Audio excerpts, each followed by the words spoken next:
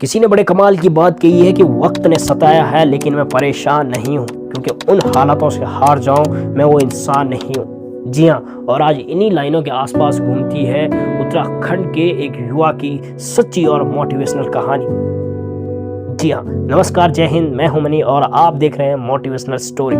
कहानी आपकी, आवाज हमारी। और आज जो सच्ची और मोटिवेशनल कहानी मैं आपको बताने वाला हूं वो उत्तराखंड के रहने वाले एक युवा की है। दोस्तों, कहानी शुरू करने से पहले प्लीज़ अगर आप हमारे चैनल पर नए हैं तो चैनल को सब्सक्राइब करना ना भूलें, और अगर आप हमारी वीडियो फेसबुक पर देख रहे हैं तो पेज को फॉलो करना ना भूलें, ताकि समय समय पर आपके पास इस तरह की सच्ची और मोटिवेशनल कहानी पहुंचती रहे। दोस्तों, आज जो कहानी मैं आपको बताने वाला हूं वो है उत्तराखंड के रहने वाले हिमांशु सेमवाल की, कि कैसे हिमांशु एक एवरेज स्टूडेंट रहे, एक मध्यम वर्ग परिवार में रहकर कड़ी मेहनत करके एसआई बने। हिमांशु का जन्म 11 जून 1998 को उत्तराखंड के एक छोटे से गांव धार गांव में हुआ था। हिमांशु एक मध्यम वर्ग के परिवार में पले बड़े हैं। वैसे तो उत्तराखंड के प्रत्येक युवाओं के जीवन में कठिनाइयों और सुविधाओं का अभाव बचपन से ही बना रहता है।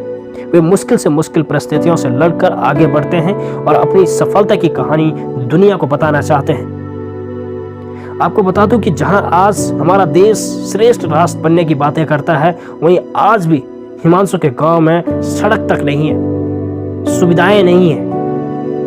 हिमांशु बताते हैं कि उन्होंने अपनी प्राथमिक शिक्षा सरस्वती शिशु मंदिर फाटा से प्राप्त करी है, जहां उन्हें रोजाना लगभग 3 किलोमीटर का पैदल सफर तय करके आना जाना होता था, जहां गर्मियों की तेज तपती धूप और सर्दियों की कड़ाके की ठंड से उन्हें खुद को बचा पाना अपने आप में एक बड़ी चुनौती और एक बड़ी जिम्मेदारी थी। और ऊपर से उस वक्त सरस्वती शिशु मंदिर के कड़े अनुशासन में रहकर पढ़ाई पूरी करना और भी बड़ी बात थी। हिमांशु बताते हैं कि उनके जीवन को एक सही दिशा में ले जाने में उनके आचार्य श्री भगत सिंह चौहान जी का एक महत्वपूर्ण योगदान रहा। भगत सिंह उस वक्त सरस्वती शिशु मंदिर फाटा में एक अध्यापक के तौर पर अपनी सेवाएं दे रहे थे और हिमांशु के कक्षा अध्यापक थे, और उनका कड़ा अनुशासन और शिक्षा का महत्व को बताना ही हिमांशु के जीवन को एक सफल और जिम्मेदार व्यक्ति बना सका। उसके बाद हिमांशु ने अपनी 5वीं से 12वीं तक की पढ़ाई एक सरकारी स्कूल राजकीय इंटर कॉलेज फाटा से प्राप्त करी। उसके बाद हिमांशु अपनी उच्च शिक्षा के लिए राजकीय स्नातक विश्वविद्यालय अगस्त्यमुनि चले गए, जहां से जीवन में कुछ करने और बनने का भी संघर्ष शुरू होता है। हिमांशु अपनी पढ़ाई के साथ साथ भारतीय सेना में जाने की तैयारियां भी करते रहते थे। कई आर्मी भर्तियों में हिस्सा लिया, किंतु हर बार किन्हीं कारणों से उन्हें निराशा ही हाथ लगती थी, और ये निराशा तब और दुगनी हो जाती थी जब साथ के बच्चे, कम मेहनत करने वाले और शरारती बच्चे अब जल्दी चयनित हो जाते थे। सपनों का यूं बार बार टूट जाना अपने आप में एक गहरा सदमे लगना जैसा था, क्योंकि उस वक्त हिमांशु का एक ही लक्ष्य था और वो था भारतीय सेना में चयनित होना। और धीरे धीरे लाख कोशिश करने के बाद भी धीरे धीरे हिमांशु की उम्र भारतीय सेना के लिए पूर्ण होती जा रही थी, और लाखों करोड़ों युवाओं की तरह हिमांशु भी कहीं न कहीं उत्तराखंड के युवाओं की तरह अंदर ही अंदर टूटने लगे थे, बिखरने से लगे थे। मानो कुछ महीनों तक, कुछ समय तक हिमांशु बिल्कुल लक्ष्यहीन हो गए थे। किंतु आपने सुना ही होगा कि एक घायल शेर और भी भयानक हो जाता है और भी खोंखार हो जाता है। हिमांशु के जीवन को लक्ष्य तक पहुंचाने में वैसे तो उनके माता पिताजी के साथ उनके अध्यापक का एक बड़ा रोल रहा है, लेकिन साथ में एक और ऐसा व्यक्ति भी था जो हर कदम पर उसके साथ खड़ा रहता था और बार बार हिम्मत देता था और बड़े बड़े सपने देखने के लिए उसे उत्साहित करता रहता था, मोटिवेट करते रहता था। और अब सपना देखा था एसआई बनने का, लेकिन सपना पूरा न हो पाने का डर, सपनों का टूट जाने का डर पहले से ही मन में जो बैठा था। लेकिन कभी कभी किसी चीज का ना मिल पाना बेहतर होता है, क्योंकि भगवान ने आपके लिए उससे बेहतर चीज ढूंढी होती है। और अब हिमांशु लग गया एसआई बनने की तैयारी में। हिमांशु कहते हैं कि वो वक्त और भी मुश्किल हो गया था जब अपने ही लोग ताना मारते थे कि आर्मी की भर्ती नहीं निकाल पाया तो क्या एसआई बन पाएगा। लेकिन अब बात थी आत्मसम्मान की।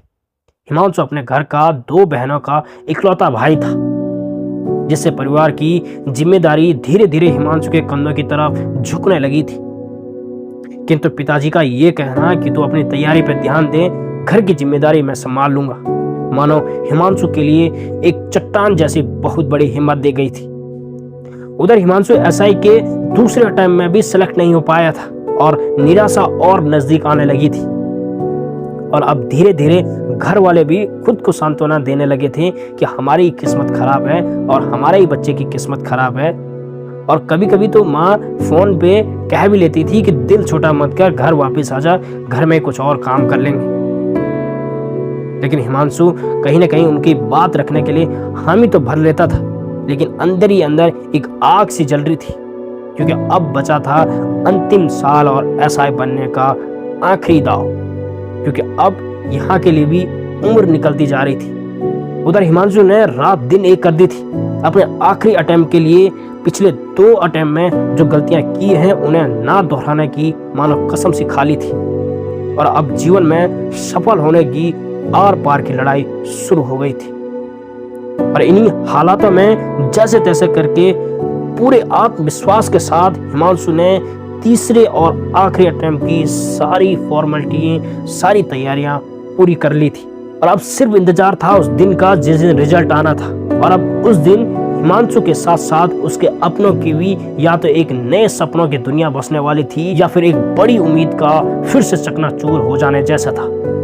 21 अगस्त 2022 का वो दिन था जब सबकी नजरें अपने आने वाले रिजल्ट के ऊपर टिकी थी। दिन को लगभग 1:30 बजे के आसपास रिजल्ट डिक्लेयर होना था और घर में माँ ने दोपहर का खाना बना के रखा था और अब सिर्फ इंतजार था तो उस घड़ी का।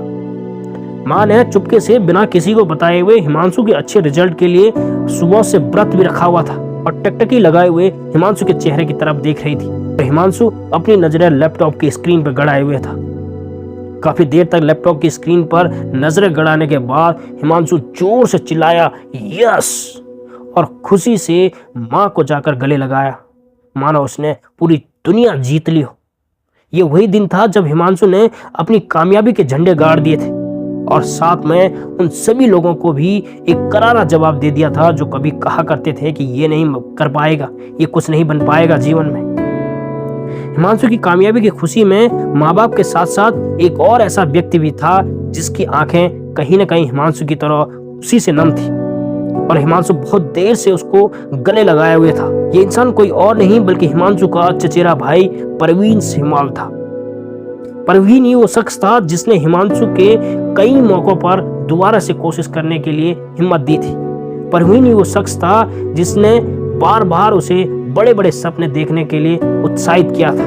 परवीन ही वो शख्स था जो उसका चचेरा भाई कम और उसका सच्चा दोस्त बनकर हमेशा उसके साथ साये की तरह खड़ा रहता था, उसके जीवन को गलत रास्तों पर जाने से रोकता था और हर वक्त उसे मोटिवेट रखता था।